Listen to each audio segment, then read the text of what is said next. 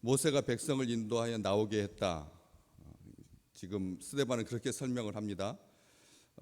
인도하여 나오게 했다. 이것은 모세가 이스라엘 백성들을 인도하여서 나오게 한 것은 사실이지만 7절 말씀 위쪽으로 쭉 올라가셔서 보시면 우리 하나님께서 또 이르시되 종 삼는 나라를 내가 심판하리니 그 후에 그들이 나와서 이곳에서 나를 섬기리라. 이 약속의 말씀을, 아브라함과 하셨던 약속의 말씀을 성취하신 그런 놀라운 사건이죠. 종 삼는 나라를 내가 심판하리니 그 후에 그들이 나와서 이곳에서 나를 섬기리라. 나오게 하신 목적이 나와서 이곳에서 광야에서 하나님을 섬길 것이다 라고 하는 그런 말씀입니다. 하나님을 예배하게 되리라. 그런 축복이 성취된 것이죠. 이렇게 하나님께서 모세를 통해서 자기 백성을 인도하신다. 미가서 6장 4절에 보면 내가 너를 애굽 땅에서 인도하여 내어 종노릇하는 집에서 속량하였다. 이렇게 말하고 있습니다. 이스라엘 백성에게 이 이집트에서 나온 것이, 이런 나오는 역사가 어느 민족에게든지 있겠지만 보통 그런 경우에 이 자기들이 힘을 길러서 자기들 스스로 하지 아니하면 영원한 종속 가운데 빠지게 되죠. 자기를 압박하고 자기를 힘들게 하는 그런 죽음의 문화, 권위의 문화 속에 살다 보면, 노예로 430년이 흐르다 보면 체질화되어서 이렇게 개혁하고 그 다음에 이 자유를 향하여서, 해방을 향하여서 추구하는 그런 힘의 여력들이 자기들이 그렇게 계속 가질 수가 없게 되는 것이죠. 그래서 결국은 동화되고 마는 그런 역사를 안타깝게 우리가 보곤 하는데, 하나님께서 그렇게 아브라함과 하신 약속 400년이 넘는 기간 동안 기다리셨다가 모세를 통해서 이스라엘 백성들을 인도하여 내시는데, 종노릇하는 집에서 속량했다라고 하는 표현을 씁니다.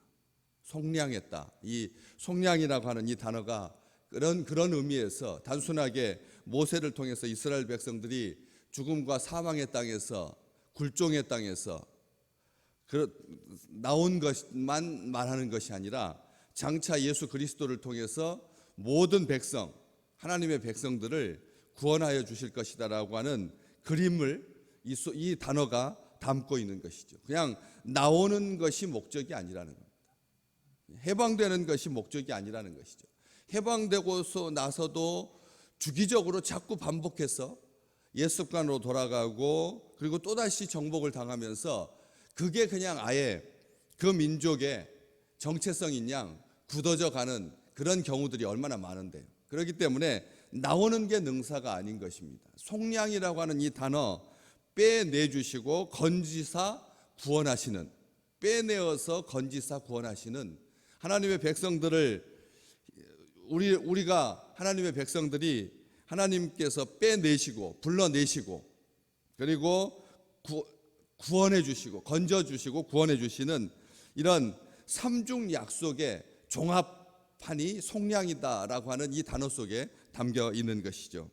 모세는 그런 하나님을 알았기에, 그런 하나님의 구원을 기뻐했기에 나중에 느보산을 바라보면서 그 느보산에서 이스라엘 백성들을 모압 평지에 모으고 똑같이 이 상황을 이렇게 설명합니다. 신명기 7장 8절에 기록되어 있는데, 여호와께서 다만 너희를 사랑하심으로 말미암아, 하나님께서 다만 오직 너희를 사랑하심으로 말미암아 자기의 권능의 손으로 너희를 인도하여 내셨다.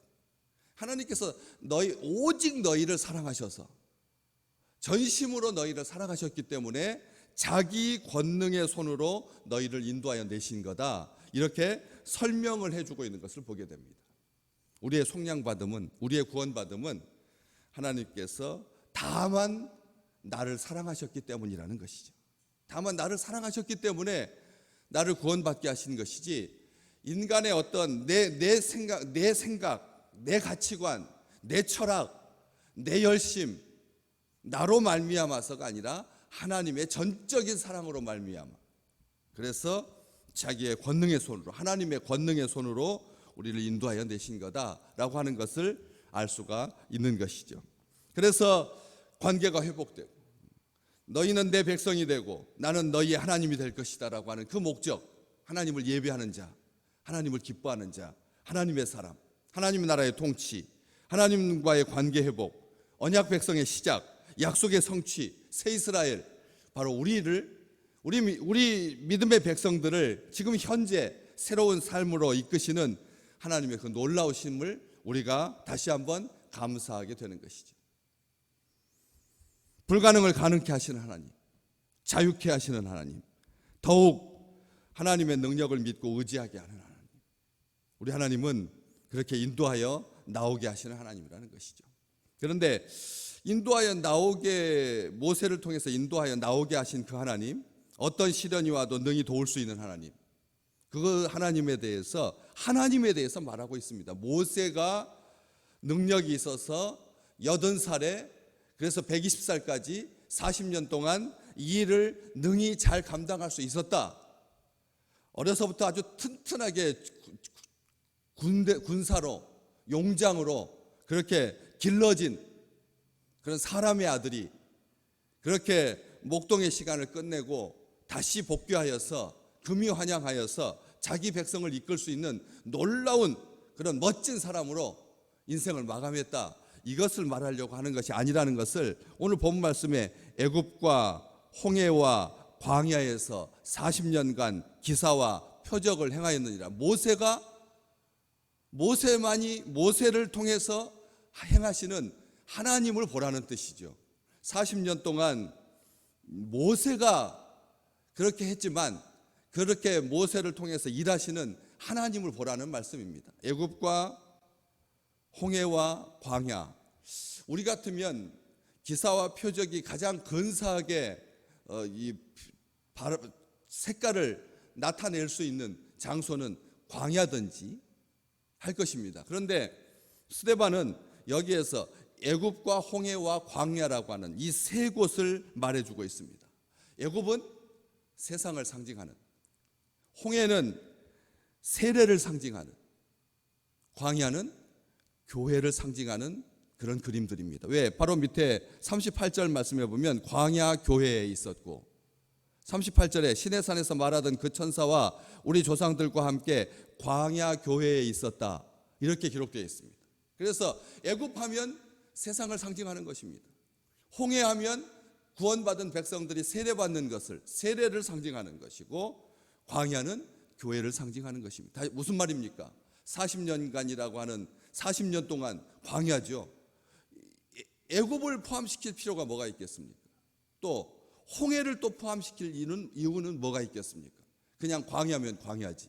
그런데 이 40년이라고 하는 시간 속에 애굽과 홍해까지 포함시켜서 이 광야를 넣고 있는 것을 보게 됩니다. 다시 말하면 믿음의 백성들이 걸어가는 전 생애를 상징하는 것이죠. 믿음의 백성들이 살아가는 전 생애를 상징하는 것입니다. 이집트를 떠났다고 해서 완전하게 세상으로부터 떨어진 거냐? 그게 아니라는 것이죠. 이집트와 세례와 광야는 우리 인생에 주기적으로 우리와 함께하는 그런 삶의 모든 여정을 말하는 것입니다. 홍해라고 하는 이 사건이 단순하게 세례받은 그 시점만을 말하는 게 아닌 것이죠. 그 당시 만 17살이 되어서 유아 세례 받은 사람들은 입교해야 된다라고 하는 것을 알려준 부모가 있어서 그렇게 다시 입교를 함으로 그런 세례의 기쁨을 알지는 못했지만 그런 어떤 물리적인 시간이 우리에게 있었다라고 하는 것은 중요한 일입니다. 그러나 그게 그 17살에 딱 깨달을 수 있는 구원의 기쁨인가요? 세례를 받았다라고 하는 이 즐거움이, 세례의 깊은 영적인 의미가 17살 때, 16살 때, 15살 때 그냥 부모님의 권유로 물어보면 그렇거든요. 다 자기가 입교를 해야 되겠다고 해서 하는 게 아니라 교회 법이 그러니까 그 나이에 하는 거잖아요. 그렇기 때문에 그 나이에 세례의 모든 의미를 다 알 수는 없습니다.